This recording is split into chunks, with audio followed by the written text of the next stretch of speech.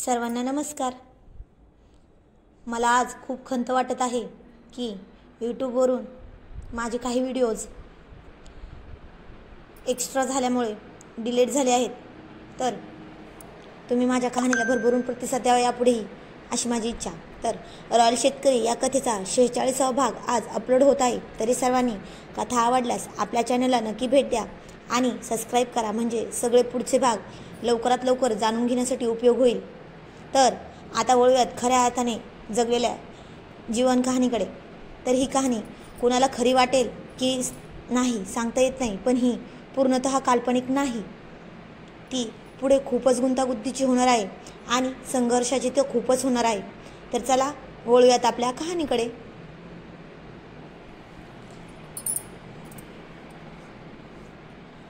आता शिवम प्रिया यांच्यामध्ये सगळे सुरळीत चालू होते, पण काय म्हणतात ना, नियतीला दुसरेच काहीतरी मंजूर होते आणि नियतीचा घाला कधी पडेल ते हे सांगताही येत नाही। बरं, मनुष्य जीवन हे खूपच चिडीमुंगीप्रमाणे असते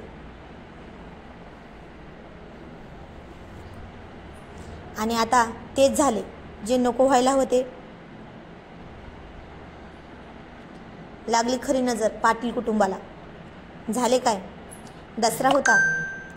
सगळ्या घराची सजावट खूप छान केली होती आणि शिवम आणि प्रिया यांच्यातील रुसवा दूर झाला नव्हता, पण ते चांगले बोलत होते एकमेकांना। पण संध्याकाळी दसरा पूजन झाले आणि गावाकडे अजूनही उंबरा पूजन करण्याची पद्धत आहे आणि हो, हे पूजन केले जाते बरं अजून पण। म्हणजे आपल्या घरातील सर्व दरवाजे आणि चौकटींना स्वच्छ करून त्यांना हळदीचा लेप लावला जातो दसऱ्याच्या दिवशी आणि फुलांची सजावट केली जाते। त्यानंतर सगळ्या दरवाजांची पूजा केली जाते, ते पण पंचारतीने। मग काय, सगळे द्वार पूजन झाले, फक्त त्यांच्या रूमचे दार पूजायचे राहिले होते, पूजन करायचे राहिले होते। ती म्हणाली, अहो आईसाहेब, मी करते हा, आता तुम्ही खूप सकाळपासून कामात आहात की नाही, तुम्ही बसा, मी आलेच लगेच पूजन करू। तर हे सगळे खाली होते, तशी ती एकटीच वर गेली होती पूजन करण्यासाठी आणि आईसाहेब म्हणाल्या, तुम्ही सगळे हात धुवून घ्या, म्हणजे आपण सगळे प्रियाने केलेल्या मस्त पुरणपोळीचा आनंद घेऊ। ती खाली आली की मग तसं त्या म्हणाल्या, मी ताट बनवायला घेते, आणि त्या ताट बनवायला लागल्या। प्रिया वर जाताना तिच्याकडून पंचारतीतील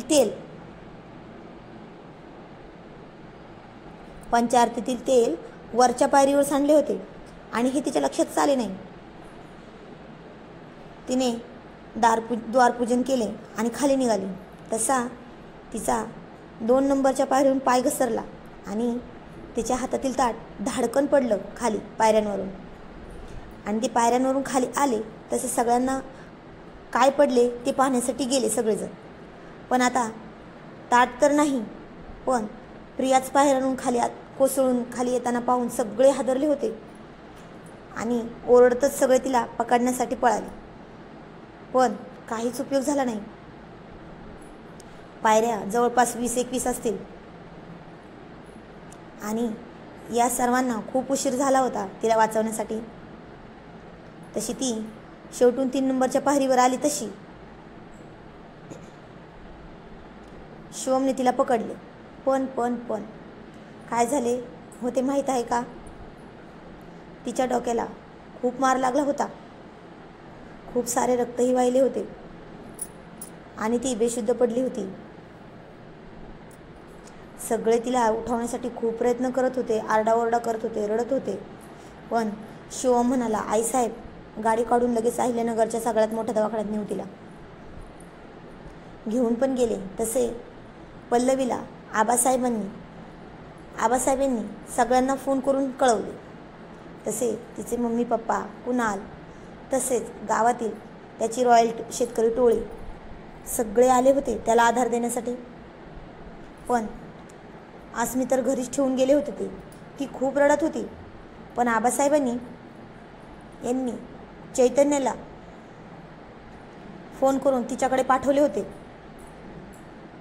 तिला समजूत घालण्यासाठी। आणि सोबत व्हावी म्हणून. तसा शिवम तिला ऑपरेशन थिएटरमध्ये नेल्याच्या नंतर बाहेरच होता आणि समोरच एरझारे मारत होता. आणि अतुल, जान्हवी, सचिन त्याला खूप आधार देत होते. तसे तिचे मम्मी पप्पा कुणाल पण आले. तशा आईसाहेब खूप रडायला लागल्या आणि तिचे घरचे पण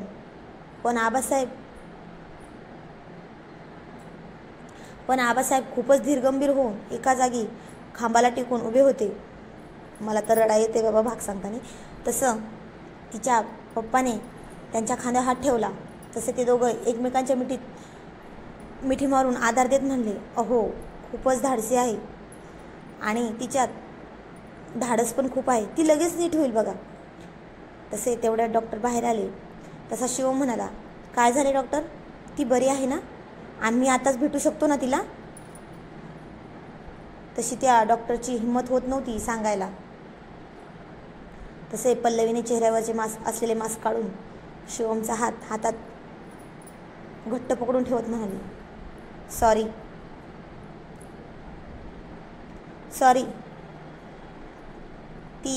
तसा तो तिला हलवत म्हणाला, बोल ना, काय झाले माझ्या राणीला, सांग ना. तशी ती म्हणाली, अतुल जरा ह्याला पकडून ठेव रे. तो म्हणाला, मी ठीक आहे, सांग ना मला पल्लवी काय झाले, तू माझ्यापासून काय लपवून ठेवू नकोस ना. ती म्हणाली, नाही रे, नाही लपवत, सांगते. असं म्हणून ती खूप कंठ दाटून म्हणाली, शी इज इन कोमा. तो म्हणाला, काय. ती म्हणाली, अरे कोम्यात गेली आहे ती. तो म्हणाला, असे नाही होणार, चल चेष्टा करत नको जाऊस. तो म्हणाला, खरं सांग ना, खरंच चेष्टा करतेस ना तू. तशी ती त्याला म्हणाली, अरे मी नाही चेष्टा करते, आय एम सिरियस. तो म्हणाला, हे खरं नाही ना डॉक्टर, सांगा तुम्ही. तसा तो डॉक्टर म्हणाला, अहो त्या खरं सांगत आहेत. तसे सगळे खूपच जास्त रडायला लागले आणि शिवम तर तसाच गर्भगळीत होऊन तिथेच खाली बसला. तशी पल्लवी म्हणाले, अरे शिवम, आता खरी आधाराची गरज आहे तिला तुझ्या. तू तर असा खचला तर कसे चालेल सांग बरं. आणि हो, ती जर कोम्यात आहे, नुसती कोम्यात आहे नाही. आणि म्हणला, पण आपण काय बोलतो, काय करतो हे सगळे ऐकू शकते ती. पण एक गोष्ट अजून, ती जवळपास 2 महिने सुद्धा कोम्यात राहू शकते आणि 2 महिन्यात नीट पण होऊ शकते किंवा 2 वर्षात पण. तसा शिवम खूपच इमोशनल झाला होता. तरी त्याने त्याचे स्वतःचे अश्रू पुसून उठला आणि म्हणाला, मी तिला भेटू शकतो का. ते म्हणाले, हो, पण एक जण, खूप गोंधळ नका करू. तसं त्याला सगळे सॅनिटाईज करून आत सोडले. तर खूप सारे इक्विपमेंट तिच्या शरीरावर लावले होते. तशी पल्लवी म्हणाली, अरे हे बघ, तिची जर मुवमेंट चांगली झाली ना तर हे नंबर मशीनचे वर जातील आणि प्रकृती खराब झाली तर खाली येतील. तसा तो म्हणाला, मी काहीच होऊ देणार नाही माझ्या राणीला, भले मला माझा जीव तिच्यासाठी द्यावा लागला तरी चालेल. असं म्हणून त्याने तिचे नाजूक हातात घेऊन त्यावर एक छोटासा किस केला. तसे आता ते बाहेर आले, सगळ्यांना भेटून दिले एकदा. तसा आता तो म्हणाला, आईसाहेब, आबासाहेब, अतुल, वहिनी, मम्मी, पप्पा, कुणाल, सगळे घरी घेऊन जा आणि प्रियाने बनवलेले जेवण आहे ना सगळ्यांनी करा. आणि हो, मला पण डब्बा पाठवा चैतन्यपाशी, मी इथे थांबतो. तसे आबासाहेब म्हणाले, अहो हे काय बोलताय तुम्ही राजे, आमच्या सुनबाई इथं जीवन मरणाशी झुंज देत आहेत आणि आम्ही जेवण करायचं का. तो म्हणाला, आबासाहेब, जेव्हा त्या बऱ्या होतील ना तेव्हा त्यांना कळेल की त्यांनी इतका छान पुरणपोळीचा स्वयंपाक केलेला आपण खाल्ला नाही कुणीच तर त्यांना काय वाटेल. तसे तिचे पप्पा म्हणाले, आबासाहेब, अहो चला आपण घरी जाऊन येऊयात. तसे त्यांनी सगळे समजले होते की जावयांना तिच्यापाशी एकट्यांना थांबायचं आहे म्हणून. आणि ते सगळे घरी आले. तसे आसमीने चैतन्यपाशी शिवमला डबा पाठवून दिला होता.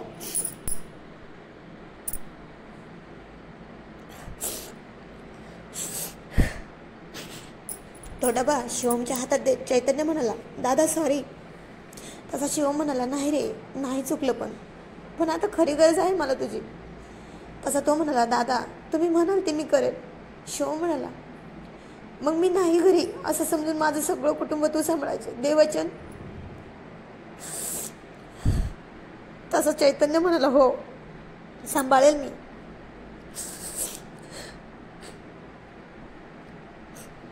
तसा शिवम म्हणाला, आज मी एक वचन देतो तुला. जेव्हा तुझी ताई जी तुझ्या बाजूने उभी होती ना, जेव्हा ती बरी होईल ना, तेव्हा तुझ्या लग्नाला तीच तुझी कलवरी असेल, ते पण मानाची. तसे दोघे पण गळ्यात पडून खूप रडले.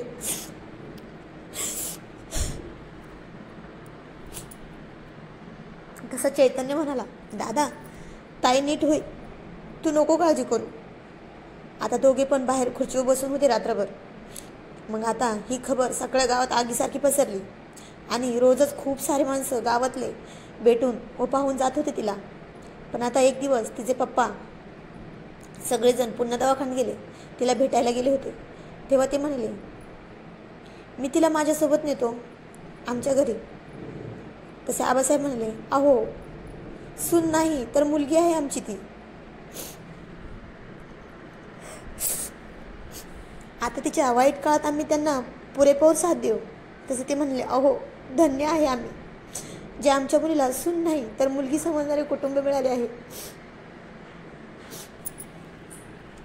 तेवढ्या डॉक्टर आले आणि म्हणाले, शिवम पाटील, तुम्ही हवं तर त्यांना घरी पण नेऊ शकता. कसं आहे ना, असे पेशंट जवळपास घरच्या आनंदी वातावरणात लगेच बरे होतात. तो म्हणाला, खरंच डॉक्टर, तर चालेल, पण सगळे इक्विपमेंट. ते म्हणाले, अहो मी सगळे पाहतो. तसा त्याने घरी फोन करून सांगितले आणि आईसाहेबांना म्हणाला, सगळा वाडा दिवाळीच्या सणासारखा सजवा. माझ्या राणीला मी घरी घेऊन येतोय. आणि हो, खास करून माझ्या रूममध्ये स्पेशल स्वच्छता आणि सजावट करा, ती पण एकदम सुंदर फुलांची. तसे सगळे ते ऐकून खुश झाले. सगळे तयारीला लागले. पल्लवी आली होती दवाखान्यात तिच्यासोबत घरी जाण्यासाठी. तसे एक नर्स कायम राहणार होती तिच्या सेवेसाठी. तसे ते तिला घेऊन रुग्णवाहिकामधून घरी गेले. पण तर सगळ्यांनी तिचे फुले उधळून खूप स्वागत छान केले. पण चैतन्य हे सुद्धा शूट करत होता. डोळ्यात पाणी येत होतं त्याच्या, तरी तो शूट करतच होता. घरी आल्यावर तिला डॉक्टरनी सांगितल्याप्रमाणे तसे ठेवून सगळे आता खूपच शांत विचार करत जेवणाच्या टेबलवर बसले होते. तसे तिचे पप्पा म्हणाले, आम्ही राहतो तिच्यापाशी, तुम्ही कामावर जा, उद्यापासून जावई. तसा तो म्हणाला, नाही, कोणाला घरी राहायची गरज नाही किंवा काम सोडून तिच्या मागे पुढे करण्याची काहीच गरज नाही. ती माझी बायको आहे, ती पण हक्काची, लाडाची. तिची काळजी मी घेईल. हवं वाटत असेल तुम्हाला तर तुम्ही भेटायला येत जा, आठवड्यातून एकदा दोनदा, पण अजिबात काळजी करू नका तिची तुम्ही. तसे आबासाहेब म्हणाले, आम्ही आहोत ना, काळजी नका करू तुम्ही, असे म्हणून त्यांना निरोप दिला. आता तो आईसाहेबांना म्हणाला, आईसाहेब आबासाहेबांना म्हणाला, मी एक महत्त्वाचा निर्णय घेतला आहे. ते म्हणाले, काय? तो म्हणाला, मी काम सोडून देणार आहे आणि सगळे लक्ष प्रियावर व शेतीसाठी देणार आहे. ते म्हणाले, जशी तुमची इच्छा. आणि हो, तुमच्या निर्णयामध्ये आम्ही तुमच्या सोबत असू.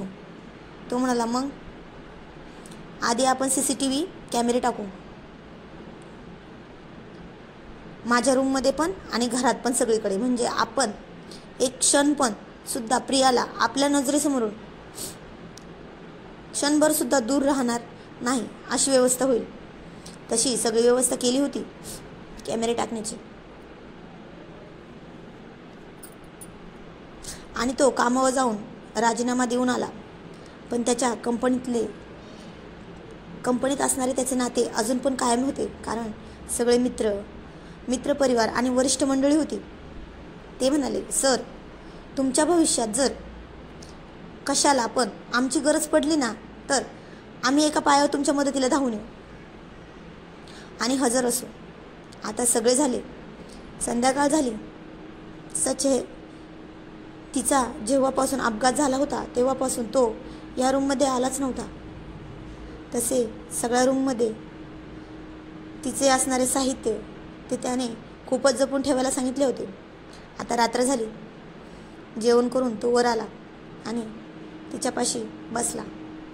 तसा तिचा हातात घेऊन तिच्या चेहऱ्याकडे पाहत होता. तिच्यापाशी बसून हातात हात घेऊन म्हणाला, ए राणी, किती रागावशील ग? आता तरी बोल ना. आपला पहिला दसरा होता ना ग. मी तुझ्यासाठी किती छान भेटवस्तू आणली होती ग. तू का नाही बोलतेस माझ्याशी? आणि तू भेटवस्तू कशी आहे सांगितले पण नाही मला. असं तो तिचा हातात घेऊन रडत होता. आणि त्याचे अश्रू तिच्या हातावर पडत होते. तर जाणून घेऊया पुढील कहाणी पुढील भागामध्ये. कहाणी आवडल्यास आपल्या चॅनलला नक्की भेट द्या आणि सबस्क्राईब करा आणि कमेंटमध्ये सांगा आजची कहाणी कशी वाटली. धन्यवाद.